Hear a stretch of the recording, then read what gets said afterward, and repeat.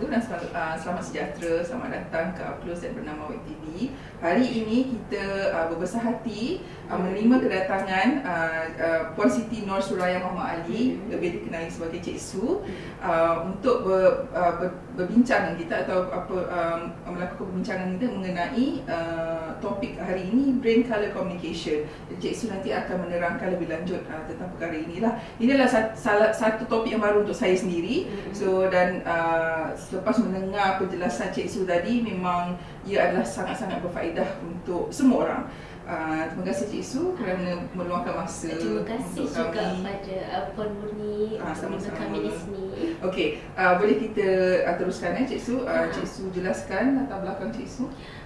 Saya belajar di Universiti Multimedia Melaka.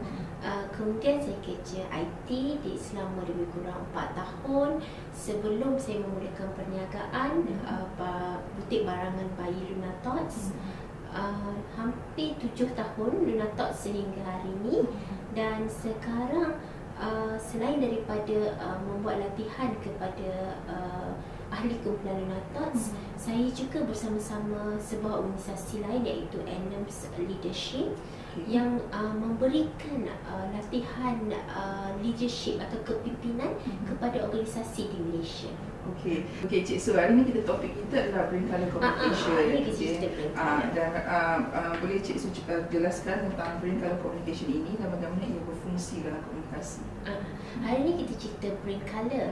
Brain Colour ni dia ialah sebahagian daripada Directive Communication Psychology. Dia ada dua bahagian. Satu ialah Brain Colour yang kita akan cerita hari ni, di mana bahagian kepala ke atas je, otak.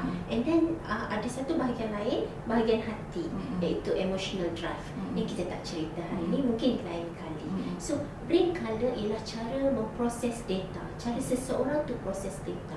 Mengikut kajian, setiap individu di dunia ni terbahagi kepada individu ramai-ramai ni terbahagi kepada 4 cara proses data.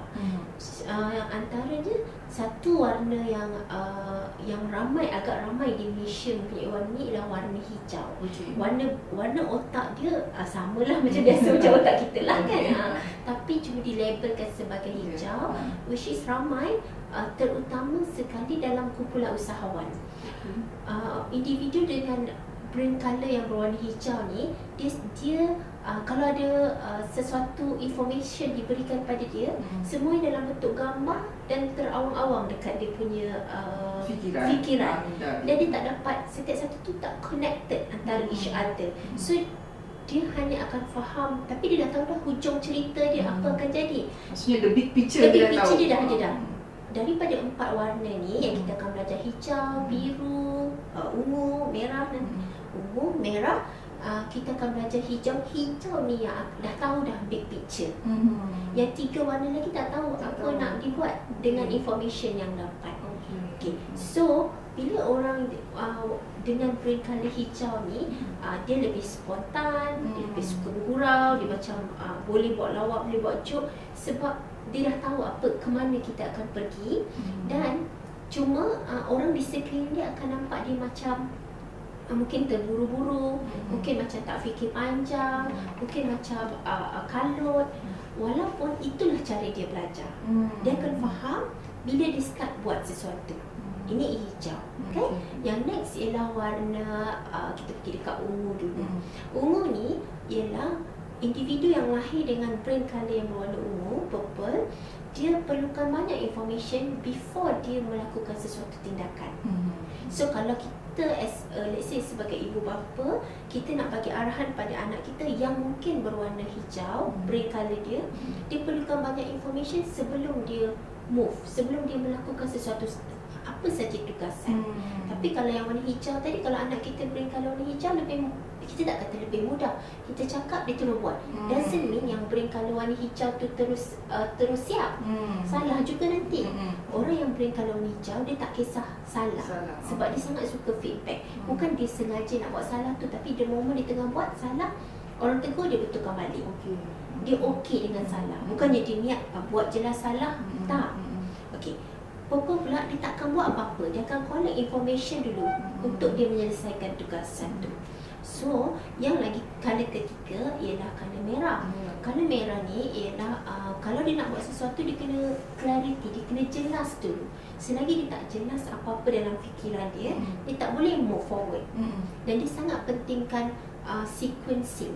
Mula-mula apa dia dulu, lepas tu apa, lepas tu apa, lepas tu apa.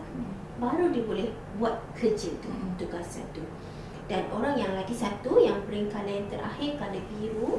Colour biru ni orang yang dari mula dia lahir lagi, dia sangat alert dengan environment.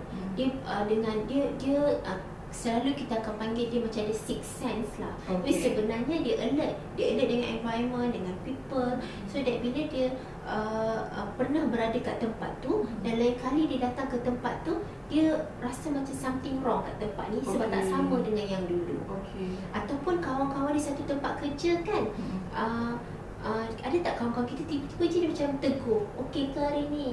Lepas sedih je, walaupun mungkin kita tengah sedih, tapi kita macam tak nak tunjuk sangat. Since tapi dia masih boleh sebab dia masih boleh kesan sebab dia tahu macam mana kita muka kita waktu okey. Compare dengan yang hijau tadi dah seronok dah, tak ingat dah macam mana muka kita. Merah ungu ni, selagi orang ni tak cakap dia sedih, dia tak dapat information orang tu sedih, so dia tak boleh nak proses apa-apa. Merah ni dia tak faham kenapa kena sedih, dia tak ada clarity. Tapi biru ni dia boleh tahu something nak, dia dapat rasa. Okay, kita bagi satu contoh yang senang. Bila ada contoh senang kan, contohnya kita ni nak pergi rombongan, kita kat office lah kan, kita nak pergi rombongan. Kita kata company trip lah, kita kata okey, cadangkan. Selalu kita akan tengok kalau kita perlu bagi cadangan, nak pergi rombongan, cadangkan. Orang yang ceria-ceria suruh cadangkan, bagi cadangan tu biasanya itu hijau lah. Sebab dia bukan tahu pun apa yang berlaku, tapi dia macam nak bagi, at least dia buat sesuatu. Bagi cadangan ke, tulis ke, rasa perlu bertindak tu. So kita kata, jom kita pergi Melaka, jom company trip. Dia akan jom. Dia memang sangat jom. Dia sebab dalam otak dia dah sampai Melaka. Dengan satu kumpulan dekat office. Dia kena safe environment. Maksudnya yang tak ada orang marah, yang tak ada orang tegur. Sebab bila dia tengah kerja, dia tak boleh, bila dia tengah kerja, dia akan gunakan brain colour dia, campur personality, campur kompetensi dia, attitude, skill, knowledge, campur yang lain-lain untuk dia melakukan tugasan. Tapi bila things yang simple, macam lagi rombongan, santai, dia boleh jadi brain colour dia lebih terserlah waktu tu. Dia kata jom. Sebab tak ada benda nak fikir kan. Orang yang purple, dia duduk diam. Mungkin dia tanya juga, dia tak duduk diam pun, dia tanya berapa hari, hotel kat mana, kita nak pergi mana ke, kita nak pergi naik apa. Sehinggalah semua information itu cukup, baru dia boleh jawab nak atau tak nak. Dia akan pergi atau tak, untuk dia buat decision tu. Walaupun perlu atau tak information tu, kita akan singgah mana-mana tak, kita akan singgah zoo tak, dia perlukan information tu untuk dia berasa safe untuk dia buat keputusan. Kalau merah, dia diam juga, dia tak jawab lagi, terus macam hijau. Tapi dia akan tanya, kenapa Melaka? Dia tak jelas kenapa Melaka. Ungu tadi tu bagi je information berapa banyak barang kena bawa apa semua. Okey, cukup tu dia boleh decide untuk begini. Kenapa Melaka? Kita kena cakap Melaka ni ialah negeri bersejarah. Malaysia menobatkan Melaka sebagai sekian-sekian. Okey. Something that is logic lah. Yang logik, kena logik. Kalau ikut sebagai daripada segi rupa luaran, hijau ni orang yang ceria, tapi mungkin berbeza-beza ikut apps dia kan, ikut dia punya kompetensi. Tapi merah ialah muka dia agak keras, bukan keras, agak gerut, agak dia sebab dia tengah valid, dia kena logik bila bercakap dengan mereka.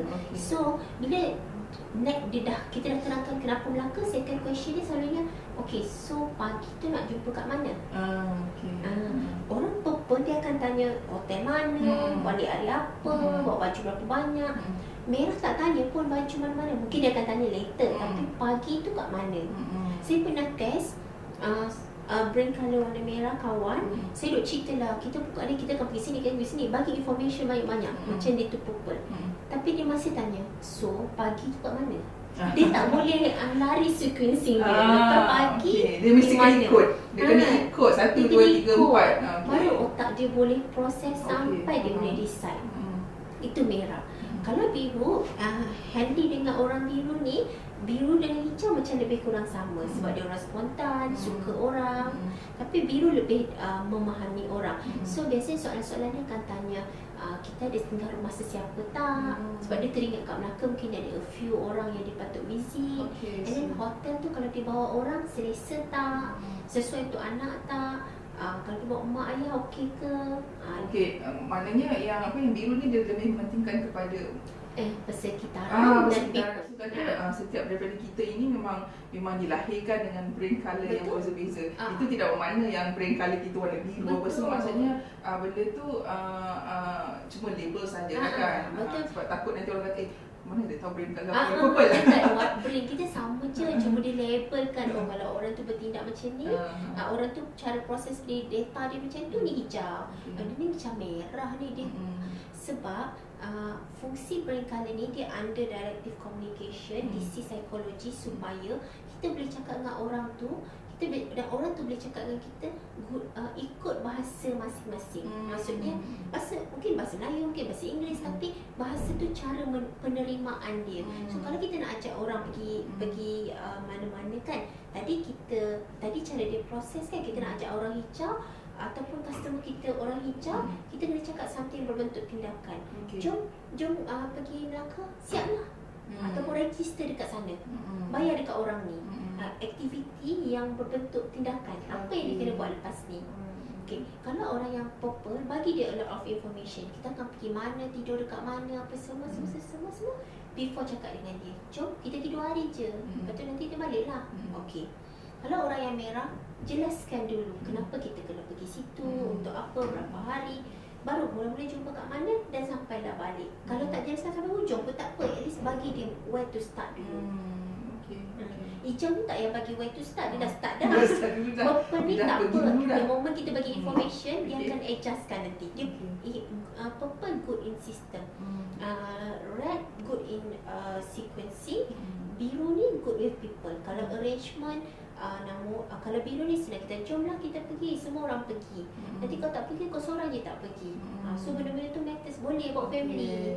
Kita cakap dengan dia. So, itu yang akan kata menggesa dia untuk keputusan menyeronokkan dia menjadi diri dia. Itu satu untuk directive communication. Dan kebaikannya, kalau dalam organisasi kita tahu orang atas kita atau orang bawah kita macam tu, kan lagi senang kita nak minta untuk buat tugasan kan.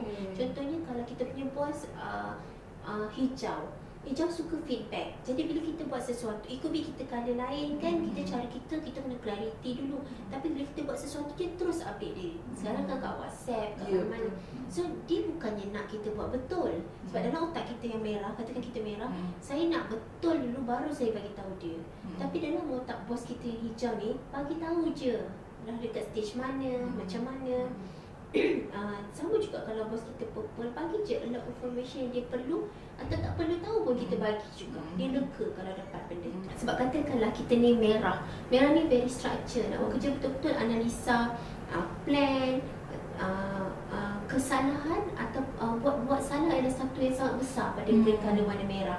Tapi anak kita could be hijau, dia macam dia buat, dia terus buat salah, dia tunjuk buat salah. So kita mungkin marah dia dan minta dia jadi macam kita. Walaupun dia sebenarnya dia perlu membesar macam diri dia, cuma apps lain tu tambah untuk dia perform lebih baik. Tapi dia kena membesar sebagai diri dia. Yang bila kita di tempat kerja, macam tadi kan, komunitasnya macam mana nak manfaatkan dia. Bila kita dalam satu organisasi, tak bermakna kita ni kita suka seronok-seronok lah, kita ambil siapa nak masuk kerja je kita ambil hijau. Kita boleh guna brain colour ni untuk access interview, untuk interview calon kerja. Kita nak ambil hijau nak ceria-ceria. Sebenarnya tak, sebab it could be sebenarnya kita perlukan dalam organisasi kita tu ada 4 warna untuk function yang berbeza. Maksudnya tidak ada satu warna yang lebih baik daripada warna lain lah. Cuma dia boleh lebih baik untuk fungsi ini, lebih baik untuk fungsi ini. Contohnya trainer. Bila trainer atau consultation punya company atau training, dia perlukan semua warna, tapi leader dia could be green atau blue. Biru yang memahami orang, individu, untuk relationship, untuk call orang datang semua. semua. And then hijau untuk jadi trainer, biru pun boleh jadi trainer ikut dia punya application yang dia add selain daripada diri dia, the competency kan. Selain dia punya brain colour. Same goes kalau orang accountant, audit, lepas tu kita letak kat dalam tu semuanya biru dengan hijau. Yang ni seronok ciri, yang ni kesian orang tu sedih dia, kita nak kira-kira apa semua. Bahagian accountant, audit perlu kat orang yang merah, yang brain colour merah. Dia punya ketua boleh jadi warna lain, tapi dia punya orang untuk mengaturkan kerja tu kena orang yang selagi tak jelas akan cari juga sampai dapat. Same goes to HR. HR yang baik ialah yang brain colour warna biru. Dia yang kita perlu finding a talent, mencari talent ialah salah satu daripada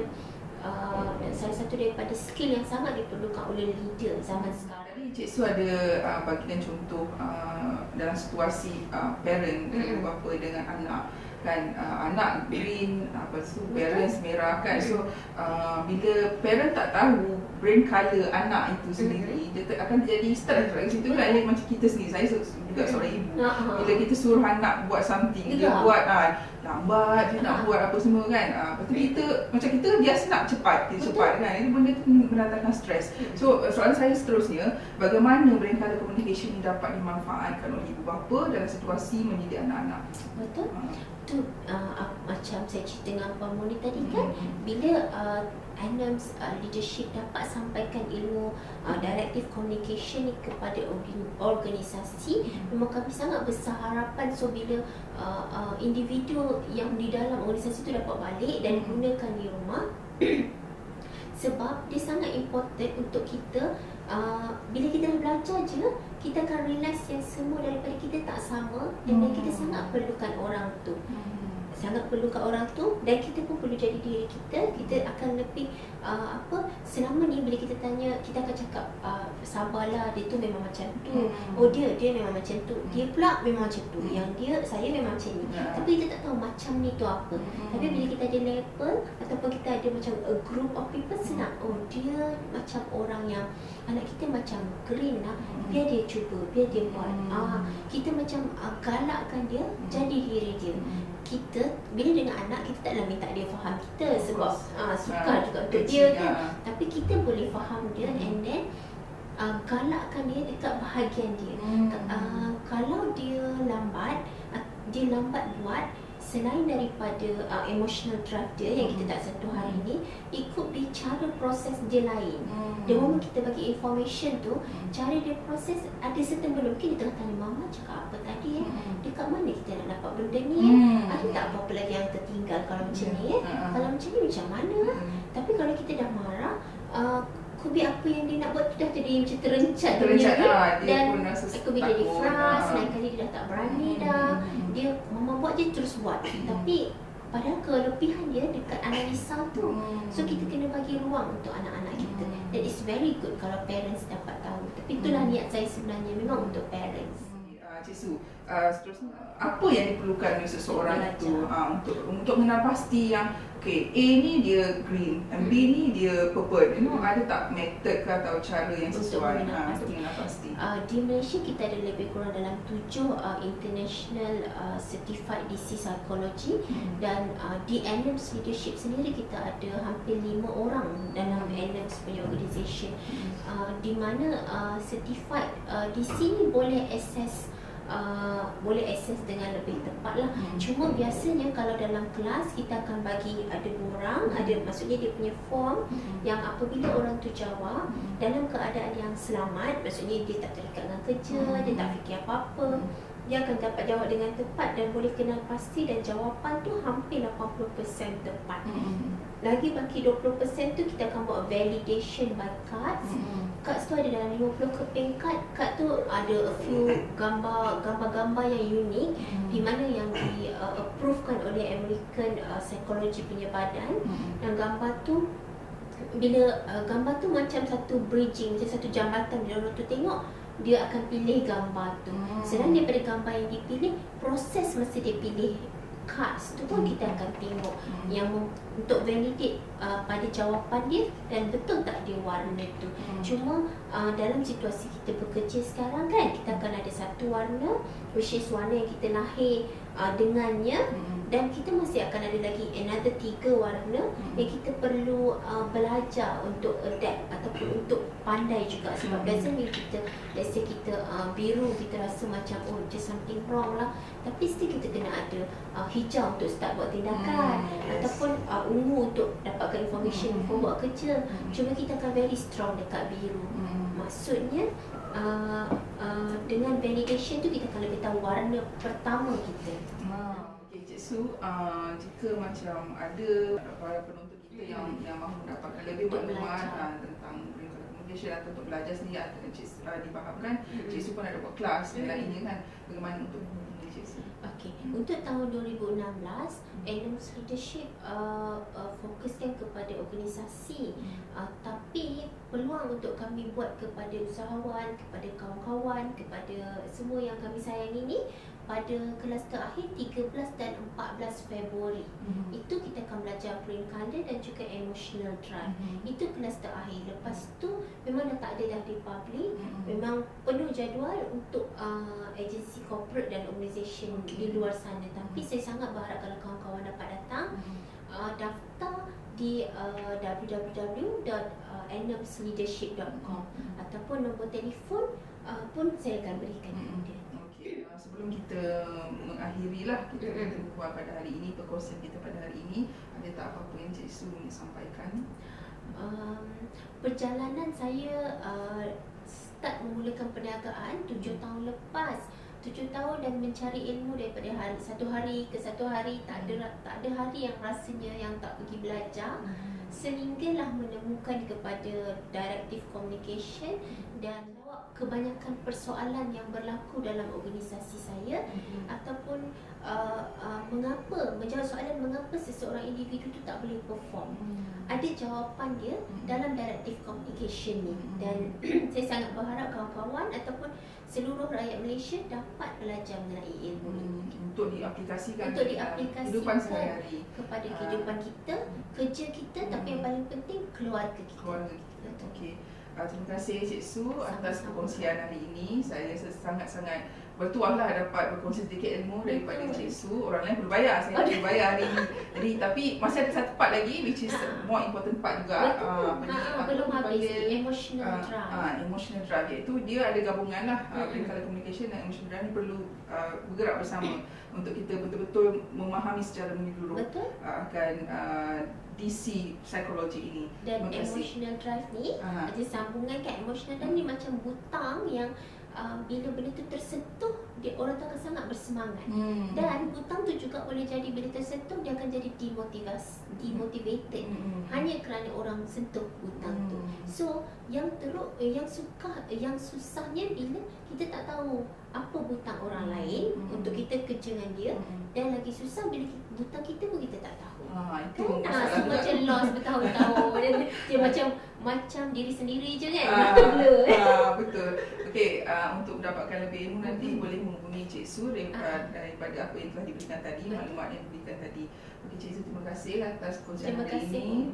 Terima kasih kerana meluangkan masa datang dari Shalam. Saya datang daripada Ceras. Daripada Ceras. Okey, pada hari. Terima kasih. Saya Muni Nasri untuk Upclose dan bernama Web TV.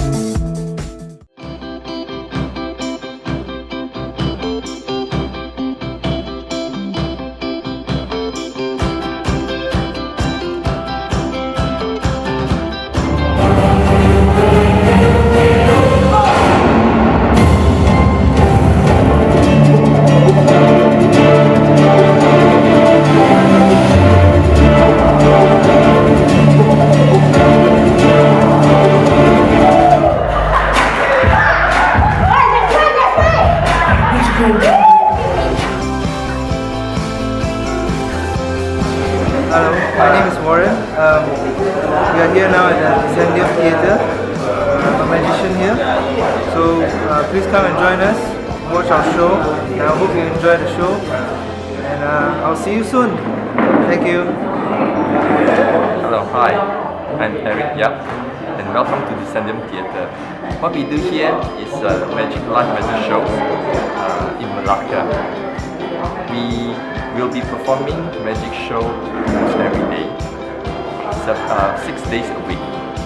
And our show lasts about an hour, slightly more than an hour. Lots of interesting, exciting magic and also some laughter activities around. Our magicians come from all over the place. We have magicians from Germany, from Thailand, and of course most of them from Malaysia. The reasons why we created this magic theatre is to have a platform for Malaysian magicians to be more professional and expose themselves and to grow the community in Malaysia as well. So what's Decendium? What does Decendium mean? Decendium actually means secret passage. It is a word we took from actually Harry Potter itself. We Google it, there are some brief explanation about the meaning of Decendium. And we find that the word is very suitable for our magic theme because it's secret passage. Please take some time, come over to Malacca and visit us to see some magical experience provide for you. International standard magic show brought to you by Decendium Theatre. Juhu! Sawadee. My name is Atiang. I am from the Thailand. I am doing show here, front show. Yeah, our show is very good and very nice. If you have the free time, please welcome to Sawadee. Hi, I'm Eric. My name is Eric Chong. So I've been running the company for 4 months. So we had our 3 months rehearsal and training.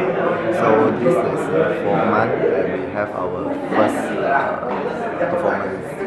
For everyone out there, don't forget to join us at Decendium Malacca. Hello, I'm Miss Green. I come from Thailand. Please don't forget to come to see me. On this place is the Decendium Theatre. Hi, I'm Janwin Ong. I'm from Kuala Lumpur and I've been here doing this illusion show for 3 months already. So don't miss the biggest show, the biggest illusion show in Southeast Asia. Stay tuned. Hi, I'm Ice. I'm from Malacca. I've been here because my friends introduced me as a magician and here. And don't forget to join us at Decendium Magic Teacher. Hi, I'm Easy. I'm from Malacca and I'm a magician. That's why I'm here. And I hope that you can come here to Malacca, the first Malacca Magic Theatre, kind of technician meeting. Hello, my name is Joanne. My name is Justin, and we are from Malacca. Welcome to Decendium. I've been in Decendium for quite some time, and I feel happy that I'm learning all this magic.